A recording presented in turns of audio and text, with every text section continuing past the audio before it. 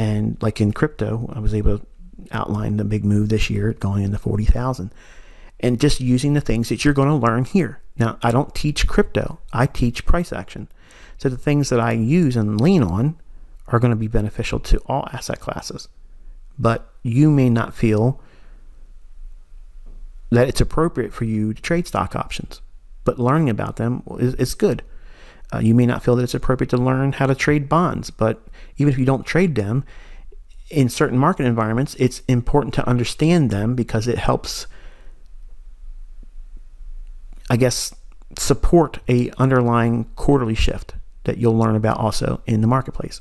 The quarterly shifts are like every 3 months or so in the marketplace, what direction it's likely to go. Okay. So this video is way longer than I really wanted it to be.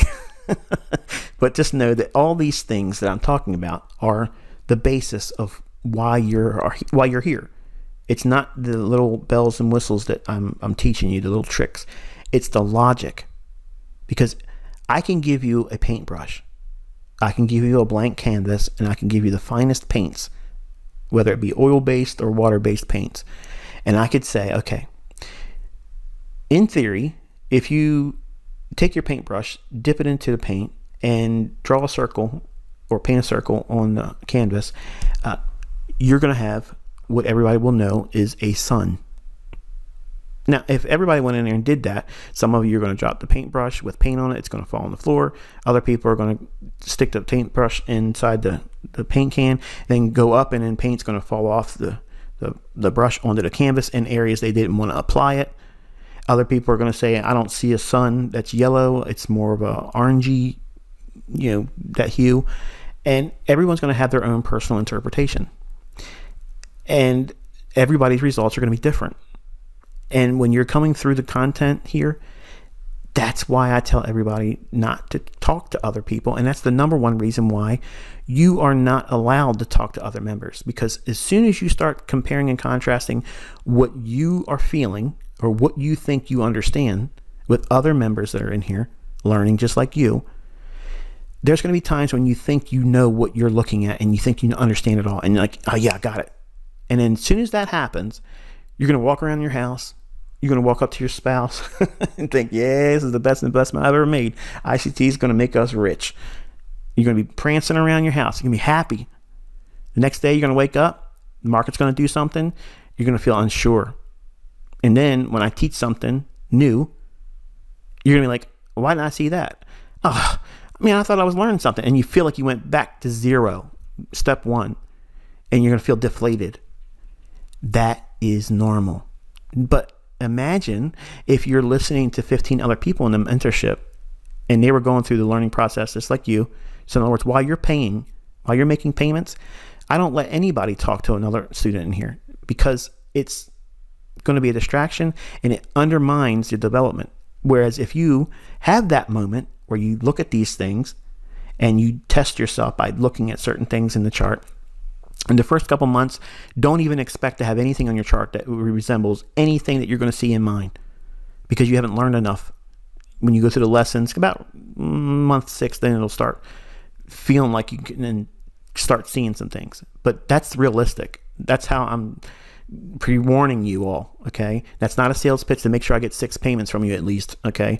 Because clearly, if this doesn't match up with what you think you're going to be able to endure, then just don't go to month 2, okay? Because it just gets more detail, more work, more effort on your part, and it's a lot of study. But the people that go through it can see why I do what I do and how I can call the markets.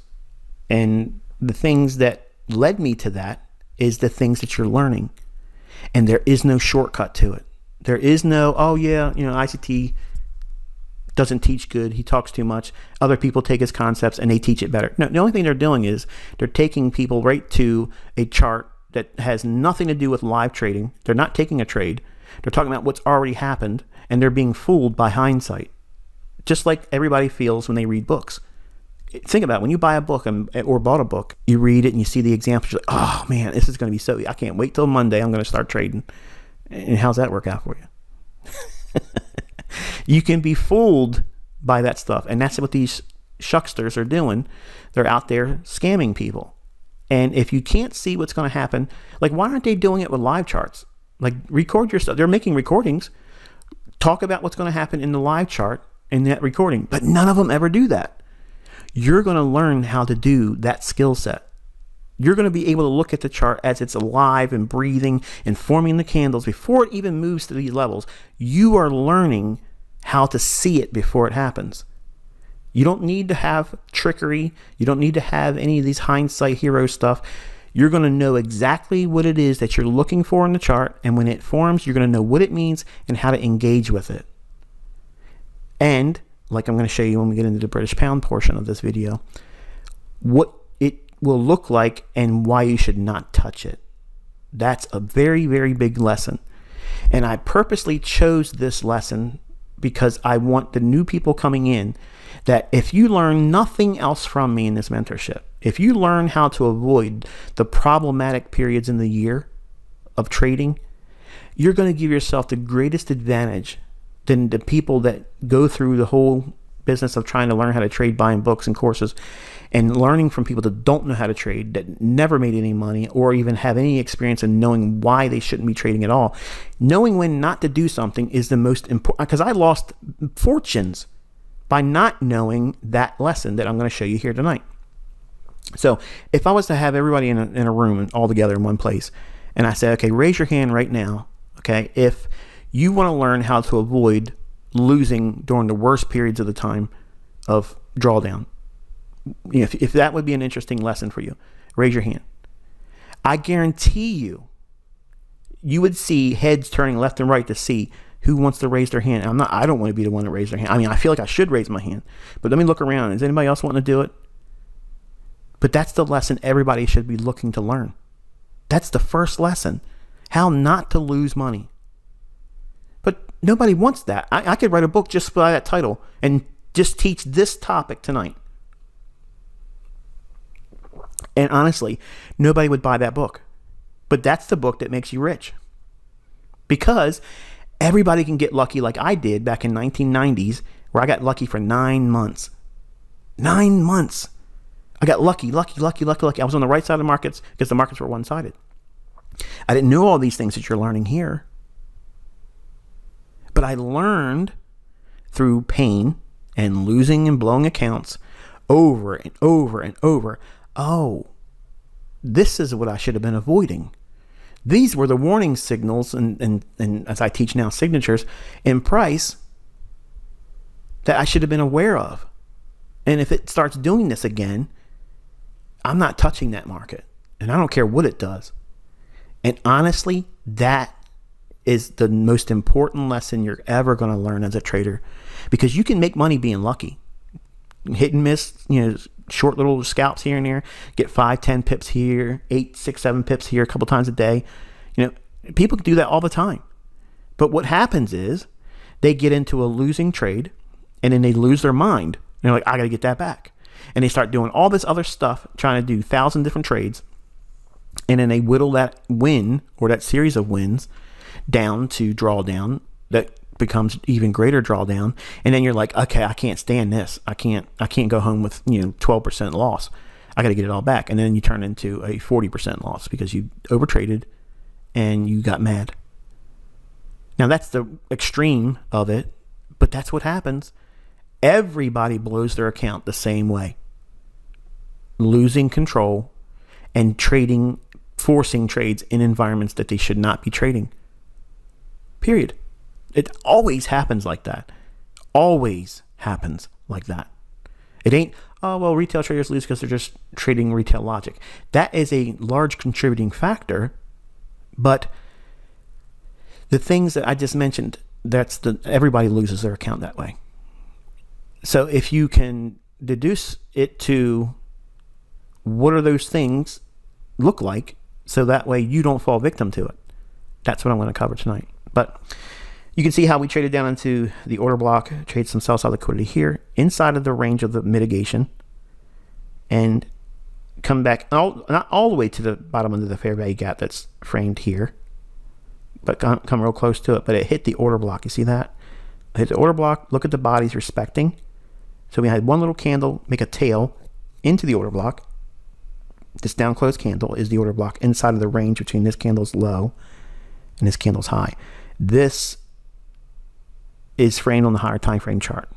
And again, go back and look at that where it was, and you'll see that that's what's being framed here. So the market drops down into it in a time when I said that the likelihood of dollar retracing into those relative equal highs, and in non-farm payroll, which we won't trade, we don't do that, but you are encouraged to study it. Study what non-farm payroll does, because it's a beautiful lesson on liquidity. But the market runs up, comes back down into or area of order flow, and then rallies up into the gap. So having levels on your chart like this, it shows where the market reaches to and where it could potentially turn. So you want to know where it can reach. That's the primary, that's the first thing you want to be inquisitive about when you look at price action. Like, okay, what's it likely drawing to? And you start by a higher time frame chart like monthly and weekly and daily. Where is it trying to get to? Even if it fails getting to that specific level, if you're trading in that direction, you're likely to find consistency and profitability. That frames the institutional order flow perspective that I teach you here. We're not trying to pick the absolute high and the absolute low. That's not essential. But knowing how to find the draw on liquidity, where is it likely to go on these higher time frame charts? If it's likely to keep going up over, say, the next 3 or 4 weekly candles, is it safe to assume that you buying in New York, on a Monday, Tuesday, or Wednesday, what's the probability of you finding a winner there? I would submit that it's pretty high. Assuming, again, all things being equal, that weekly chart does in fact have the likelihood of it going up for 2 or 3 weeks. You're going to be capitalizing in on that expansion on the weekly range. Whereas if you're looking at a 1 minute or a 5 minute chart and you're trading in New York and it moves 30 pips for you and you're like, oh yeah, I'm a winner, I'm getting out. There's nothing wrong with that, but you are also cutting yourself off of potentially finding a runner because of you avoiding holding on to something that you framed on a weekly chart. So again, that gets back to finding your niche in all this. And if you want to just be a 20 pip or 30 pip trader, there's nothing wrong with that. There's lots of those every single week. But if you don't know what you're doing and you don't learn the lesson I'm going to give you tonight, you will overtrade in periods when you shouldn't be trading, and you'll present drawdown that causes all kinds of internal wrestling. And you have this toxic thinking about, I can't sit with my account in drawdown.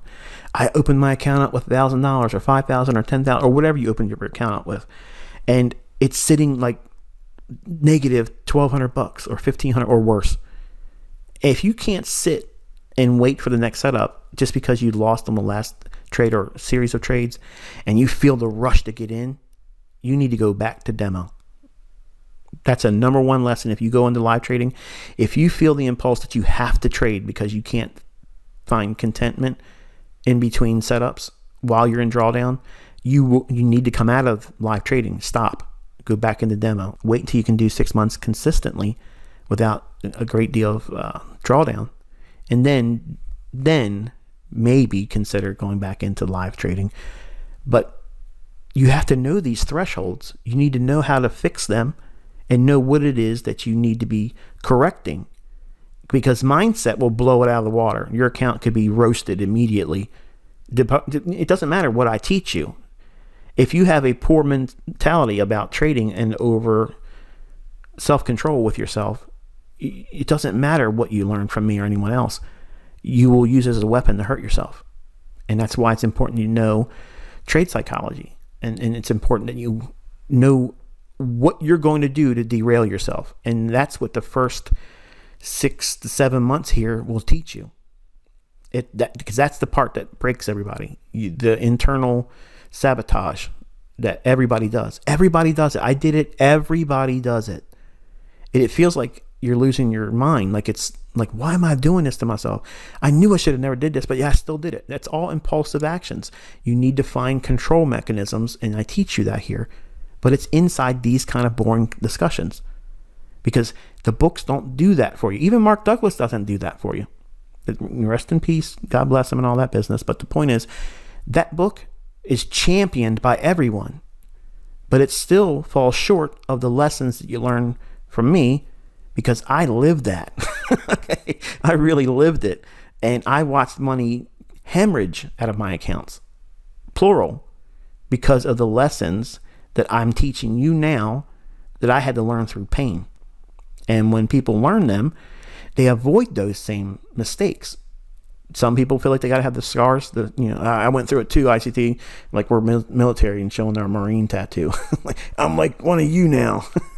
I don't want you to have those scars. I want you to be able to say, you know what, I'm so appreciative that you taught it this way, and I didn't have to have that pain and suffering. I can appreciate not having the scar. That's what I want. As a mentor, that's what I'm trying to spare you. I don't want you to go through the hard lessons. I want you to be aware that this is what's going to happen. So that way, when it does happen, you didn't listen, and you're like, oh yeah, he was right. I don't need to do that again. But some of you in here, and you know who you are, you just keep doing the things that I tell you not to do, and you don't do the things I tell you to do. And it's very important. If you don't listen to the things I tell you and the things I tell you not to do, are you really submitting to being mentored? No.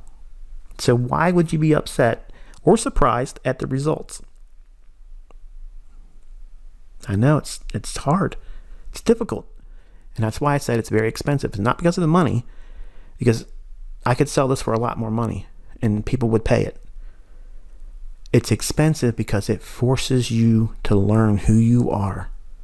And when you start looking at these charts that I'm sharing, and you do the tests of putting on what you think is salient on the chart, and then seeing what I'm showing you, not only am I doing what I'm already doing in the past, where I'm commenting on this or that, I'm showing you what it is that you're supposed to be looking at and seeing.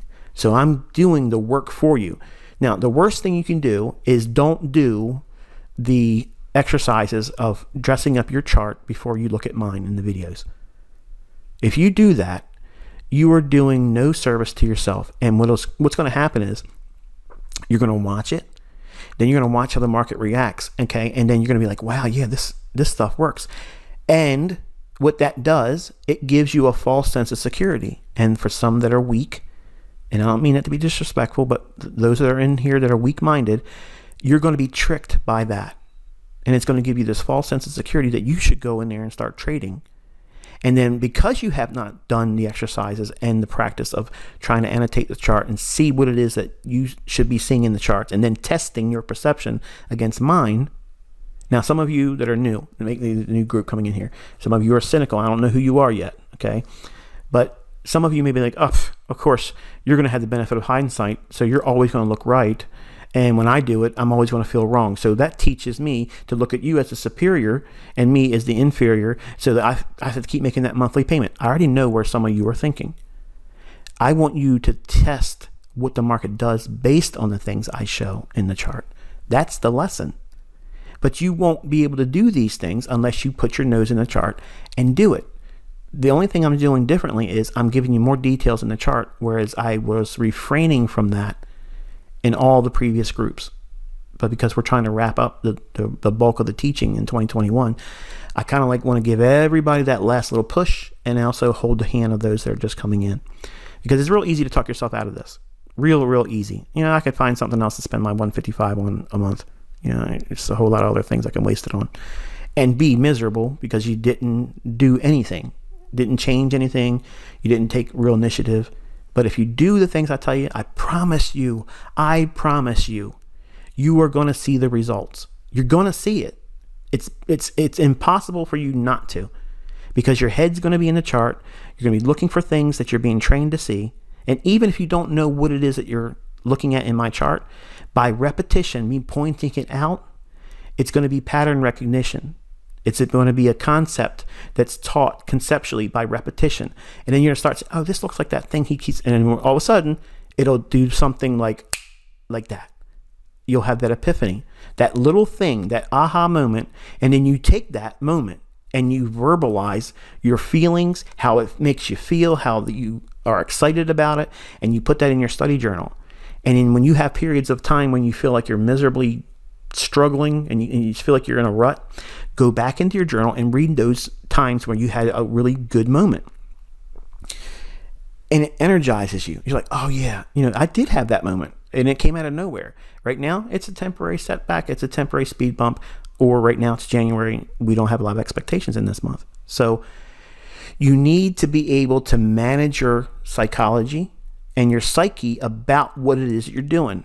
Because if you feed yourself toxic perspectives, or say, I'm never going to get this, or this is too hard, okay, those things, that's a negative reinforcement, and your subconscious is going to remember that.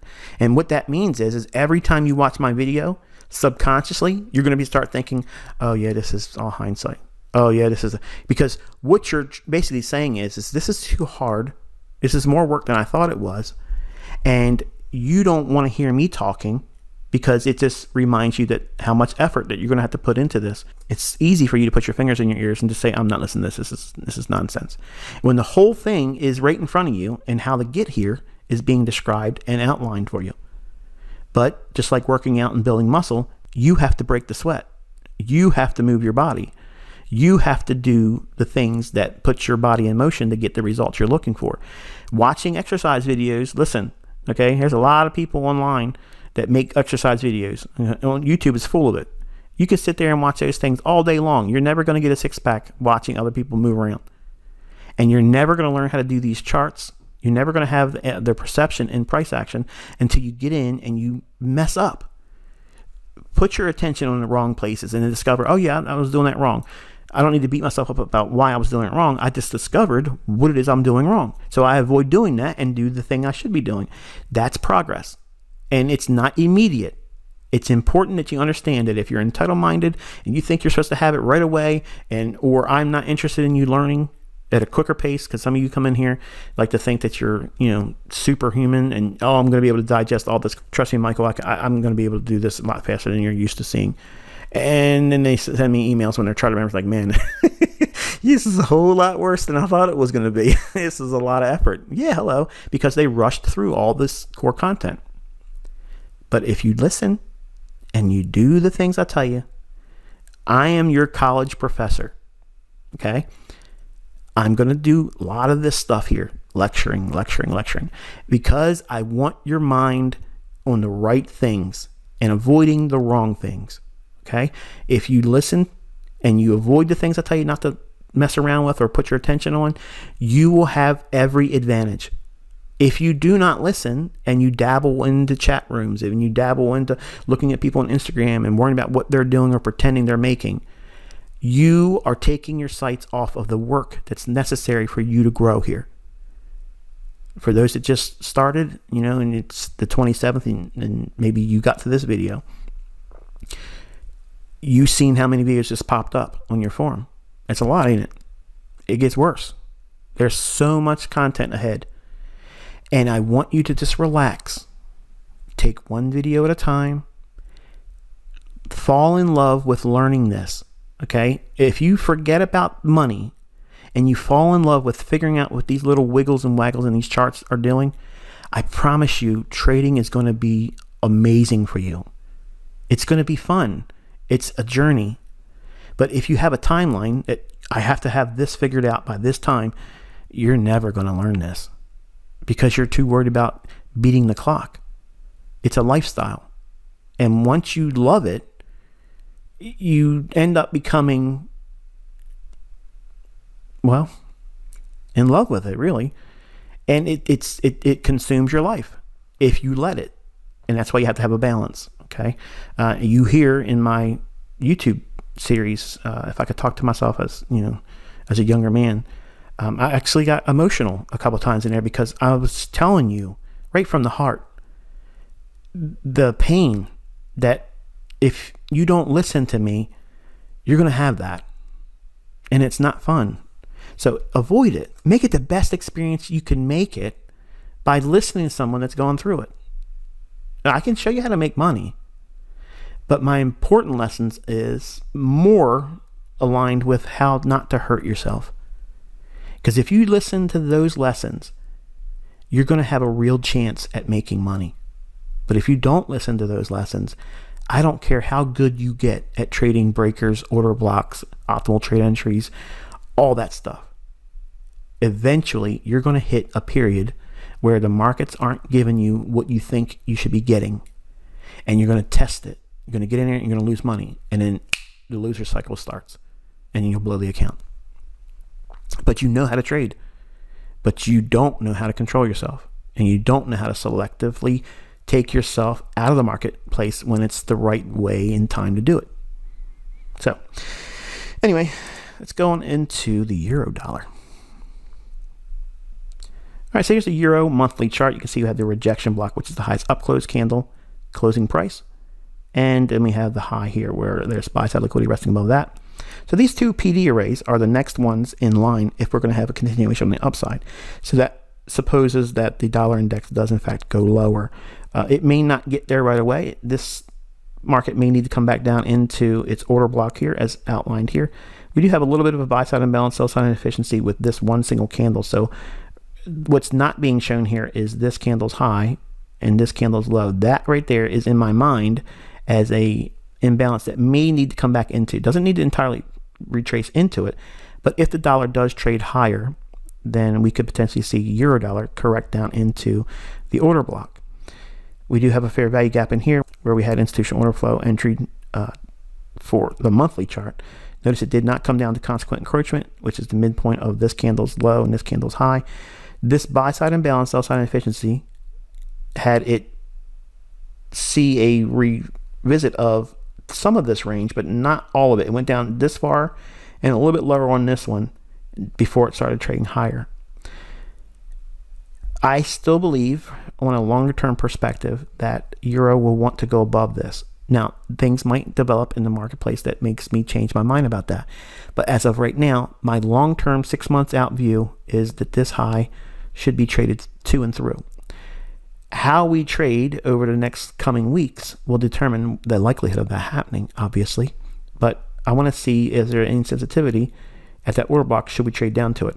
I'd rather see it not close in this entire range up from this candle's high. I don't want to see it come back down into that. The better scenario would be is maybe come down a little bit and then go higher. That's what I'd like to see. And that's kind of like what I'm making room for in my analysis. Yes, I think the dollar could go up a little bit, but it's a short-term correction in an overall bearish market. I don't see anything bullish about the U.S. economy right now. I don't feel that anything has really changed yet. We just need to be bouncing around probably for a range. And then that same thing is being expected here on euro. If the dollar does consolidate, euro will be consolidated too. Kind of like what we see here. Okay. Just a smaller one of that in here. And then potentially running up into the 126s. That's kind of like what I'm looking for the next 6 months. I'm providing a lot of time, 6 months, but it could happen in, the month of February, or it could even actually happen, before January ends. I'm presenting it in such a way where at the beginning of the year, I like to look at what I think could happen in the next 6 months. And when we get to June, I try to predict based on running scenarios and looking at higher time frame charts, what's it likely to do in what direction? And then I look for things that support that narrative. So I'm giving you the bones, if you will, of how I do what I do. All right, moving into the weekly chart. I'm going to try to move a little bit quicker. The levels that were on the monthly chart are shown here. And we do have a fair value gap there that's refined on the weekly chart. So we're using the actual weekly range from this candle's low and this candle's high. So we have a fair value gap here, which overlaps inside of a bullish order block. So if we drop back down in, that could also be an area to watch for a formation of a continuation on the upside. If we trade down through it, say we get through this candle's high, so you trade down below it, it could dip into this little gap here, or fair value gap. I'm not interested, at trading at that one. I would have to demand some price action, start moving up, and then if it could find some support back in this fair value gap at that time, then we use those levels, as you'll learn in the core content and the commentaries. We can revisit these fair value gaps, and they'll act like support and resistance. It's supposed to, but hardly ever does. You can see the institutional order flow entry drills in here on the weekly chart. We have one here and one in here, and then finally started moving higher. Again, just might need to consolidate a little bit with a small little retracement before moving up into the rejection block. I favor the rejection block near term, and it could go there and then have a deeper retracement and leave the buy side liquidity untapped. That could happen, and that's the reason why we learn about the rejection block, because in every swing high, the highest up close, that's the most sensitive draw on. For instance, like when we draw support and resistance as a retail trader, when we first learn how to trade, everyone teaches us with these books that, okay, the old high and the old low, we put a line there, and if it turned there before, it's probably going to turn there again. That idea, if you apply it to rejection blocks, and the rejection block is the highest up close price in the swing and or the lowest down close in the swing. If you use the rejection block, many times that's going to be the draw on the run into this old area of order flow. Doesn't always outline that in price delivery, but that's the one I personally elect to use because that's how the markets generally like the book. Okay. Usually you'll see guys, they'll be like, okay, look at the wicks and you draw a range in here, and that's what, forget that. It's just the closing price. That's the level that it's trying to reach for. Okay. If it doesn't take out the old high altogether, it's going to be looking for that highest up close price. And take my word for it, if you go through your charts, you'll see it on every time frame. Predominantly, that's what's actually occurring, because that's what the algorithm reaches for. Okay. That's the very PD array that if you understand that, and you folks that are just joining, you're learning something that the folks that have been here for a while have never heard me talk about. I've mentioned it in passing, subtle little nuances about it, but I'm telling you, that's the price that you want to focus on as the draw. It doesn't need to get above these old highs. It doesn't need to get just to the bearish order block. It's going to draw many times just to the rejection block. Okay. And even if you're wrong and it doesn't trade there, if you use that as the basis of where the market should be trying to go to, and you're doing that with a higher time frame chart, you're going to have a lot of advantages in your analysis by using that and accepting the failures when it doesn't get there. Who cares if you're taking partials along the way? Come on, if you didn't work a full week of your job and you're supposed to be there 40 hours a week, and you got sick and you had to go home for three hours early, are you upset? Yeah, I mean, you didn't get everything you were expected to make, but are you going to die from being short 3 hours? No, it's an inconvenience. It is what it is. But you look at it this way. I didn't have to be at work for those 3 hours sick, right? So what are you focusing on? The positive. You're saying, I didn't have to endure 3 hours of being around that boss I can't stand to be around. Sorry, I'm just thinking about some of the jobs I've had now. I can just, 3 hours around someone I couldn't stand. And Lord forgive me, I don't mean to speak like that, but you know what it's like. You have jobs. You don't want to be around these people. But are you going to be upset and focus on the fact that you were short 3 hours? Or are you going to be like, man, I'm so glad I didn't have to be there sick as a dog during those 3 hours. I went home sick. So did you get everything you wanted? No. But you're telling yourself what? You're giving yourself that little nudge to say, okay, yeah, I didn't make what I was supposed to make. I'm going to be short on funds. But look what else I gained from it. I gained additional comfort. I gained a difference of environment. Being sick at home is better than being sick at work. So that's kind of like what I try to cultivate here in your learning, is to focus on the positive things and not to be a cult like mentality, because a lot of our detractors out there like to say that I'm a cult leader and this is a cult. No, I'm actually teaching you how to think the right way about a lot of things, and you're going to be exposed to things, not just charting and trading, but how to operate a very effective life and manage your life effectively. And trading is going to reveal to you where your problems are, and you have to be aware what they are when it's being shown to you and learn how to correct it. And then you'll see that 90% of this stuff is all mental.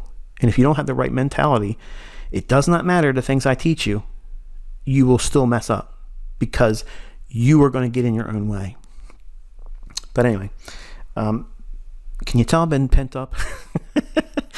We've had a long break with all the holidays and such, and I just feel like I want to just go on all kinds of rants.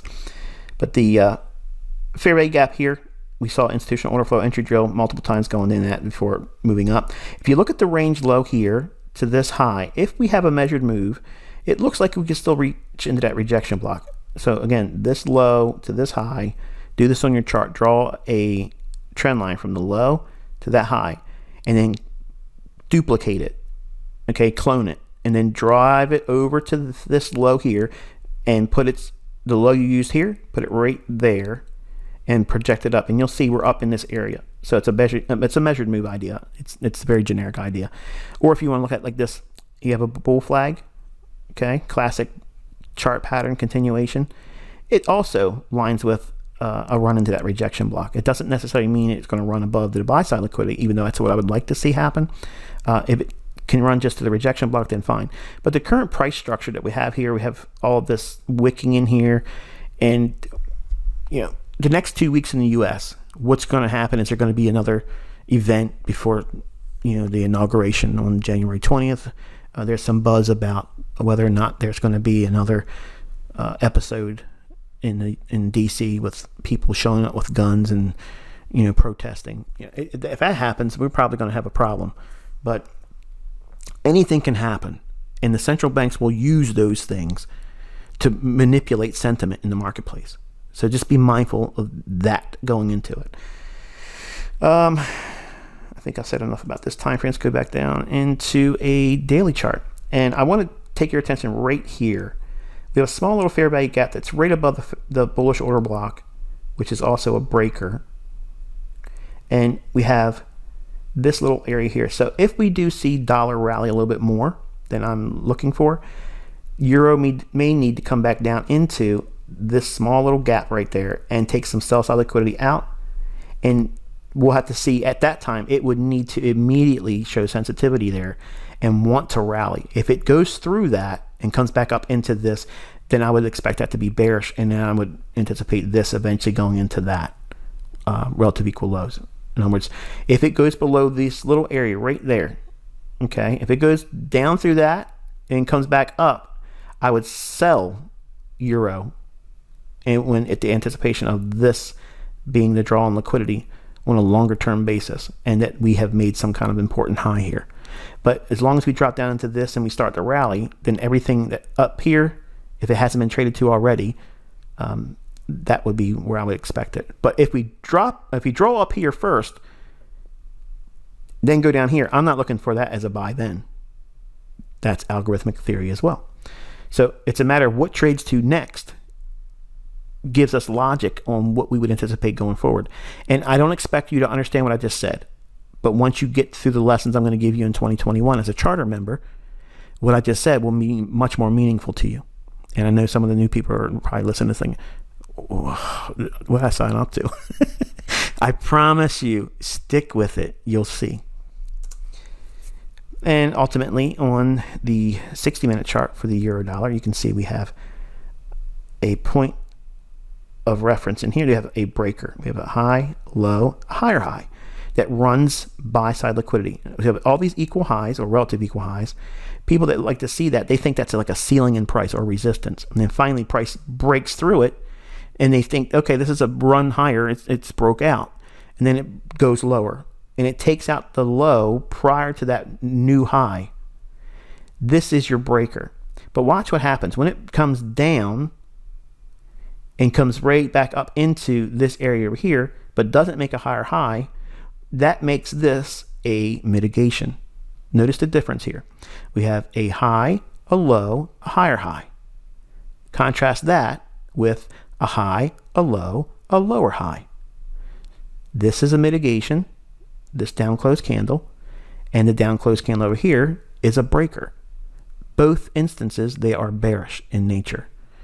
It doesn't always form this, but when it does, you're not concerning yourself so much with the breaker. You're going to concern yourself more so with the mitigation block. The breaker's done its job, but this becomes a shift in market structure when it comes down through the breaker. And then if it runs back up in here, then this could lead to a sell. But I don't like to sell against the underlying order flow that I think is in power. What am I saying by that? I've been bullish euro, bearish dollar. The fact that we did this, okay, when running below this low here, I don't see that as a break in market structure, if that's what you're thinking. I see that as running stops, and then I have to see, do we take out the high? If we don't take out the high and then it comes all the way back down and blows out through this low here, think about what I'm talking about here. I'm giving you logic. I'm giving you scenarios that would lead to when and why I take action. When do I take a trade? How does the trade form? All this price action, we're expecting higher prices in euro. You'll see this in all the commentaries. We were bullish, bullish, bullish, bullish.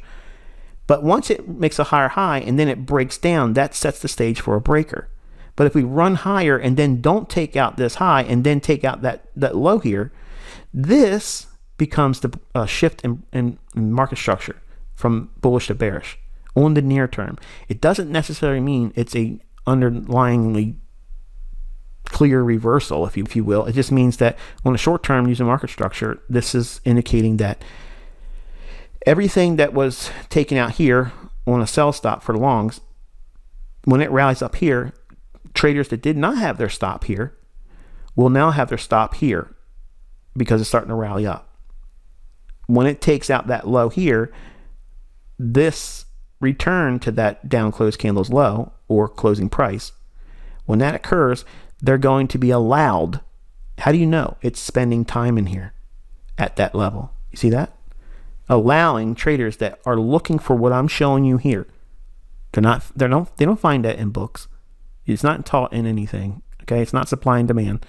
This is the algorithm holding price around a specific level so that way they can mitigate. What are they mitigating? What is actually happening? If traders were long and they bought sell stops here, smart money, I'm not talking about retail. If smart money traders bought the sell stops resting below here, they rode all this up. If they held on to it too long and got caught in this, when it comes back up here, it's the algorithm's giving those informed traders on an institutional level. I'm not talking about Citi. I'm not talking about Goldman Sachs because those guys don't know what I'm talking about.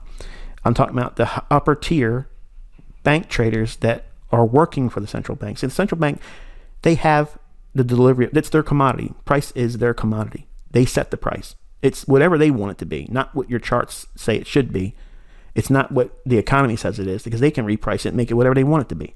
That's how they control the growth and slow down the pace of growth in other countries. So it's control. It's a form of control. So when you understand that, this algorithm is holding price so that way they can mitigate the losses that they had by buying these sell stops. It's staying in this period like this at this level so they can get out at or very close to where they bought without having a lot of drawdown.